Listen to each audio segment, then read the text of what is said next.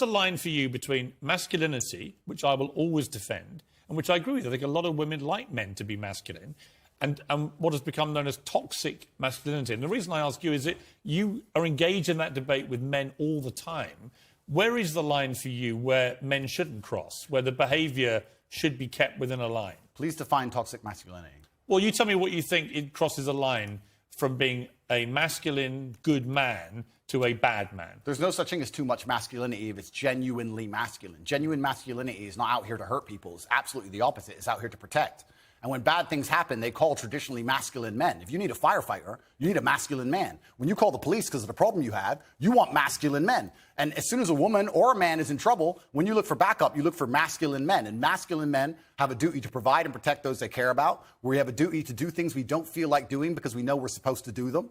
And that's why we stayed in the Titanic and died. Those were masculine men. Where did you get your views about this from? This is what I grew up with. It's the family I grew up around. And your father, your mother? Yeah, both? and the world I lived in. And I think a lot of the things I'm saying now about masculinity and how people should act in the world, how the world should function, were considered completely normal and accepted by everybody only 20 years ago. I think the world's just lost its mind. For me to stand up and say a man should protect a woman now gets to be called a misogynist and canceled. If I said that 10 years ago, everyone would say, duh. And what's funny is, everyone who argues against me and says men shouldn't protect women, especially all the feminists, if they were with their boyfriend and a man broke into their house, guess who they'd expect to go downstairs?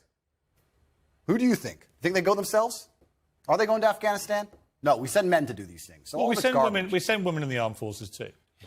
You have to generalize when you make points. There are many courageous people. Exceptions do not disprove the rule. No, but you've got to concede there are many courageous women serving in the armed forces. Absolutely and utterly, completely correct. But by and large, traditionally, soldiers are men. Exceptions do not disprove the rule. Well, it's not an exception. It's a fact that there are a lot of women now in the armed forces. Correct. But if you were to take the average soldier, they are a male. If you're allowed to say who's a male and who isn't nowadays, I'm assuming their gender, I apologize. If you were to take the average soldier, they're a male, which means that exceptions are the female soldiers, which because there's a lower percent of them, a lower probability. Exceptions do not disprove the rules. Men do the fighting. Right now in Ukraine, men cannot leave. Women are allowed to leave because men have to fight in the front line and women are allowed to go to Dubai. That is how it is.